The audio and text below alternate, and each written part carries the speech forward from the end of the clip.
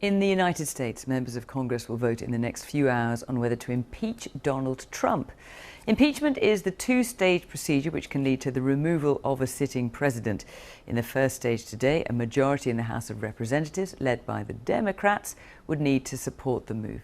If that passes, a trial would be held in the US Senate, dominated by Republicans, the president's party, next month. Two-thirds would have to vote in favour. That's unlikely to happen. But if it did, Donald Trump would be forced from the White House. The president has called it all a witch hunt.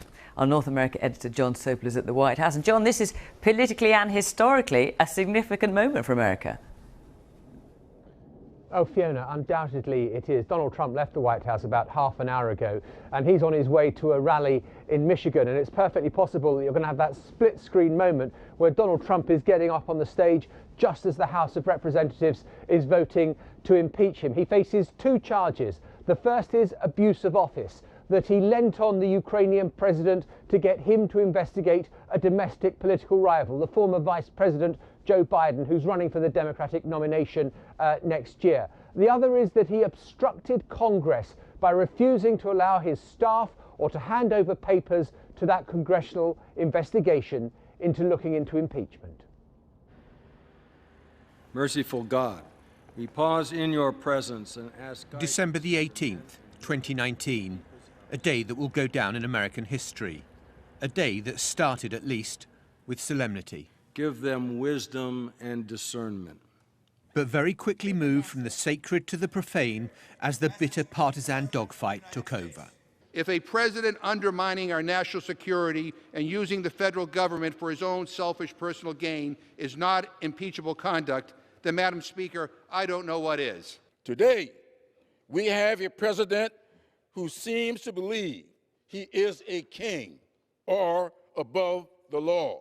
And then the counterblast from the Republicans. It's a sham impeachment. It's been carried out at the expense of hardworking Americans who just want us to move forward.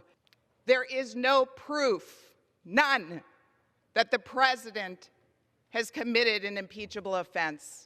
And from the Democratic Speaker, a tone of sorrow rather than anger. I solemnly and sadly open the debate on the impeachment of the President of the United States.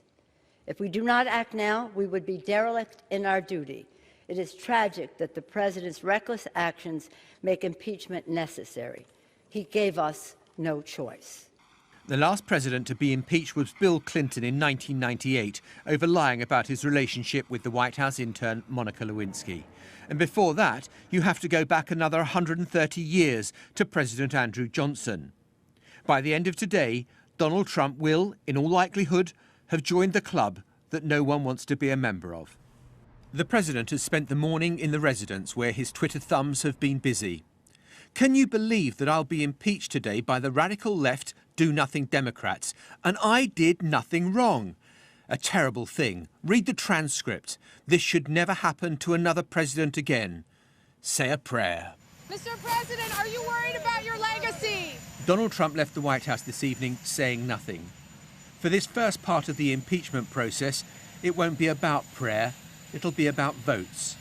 And the president doesn't seem to have them.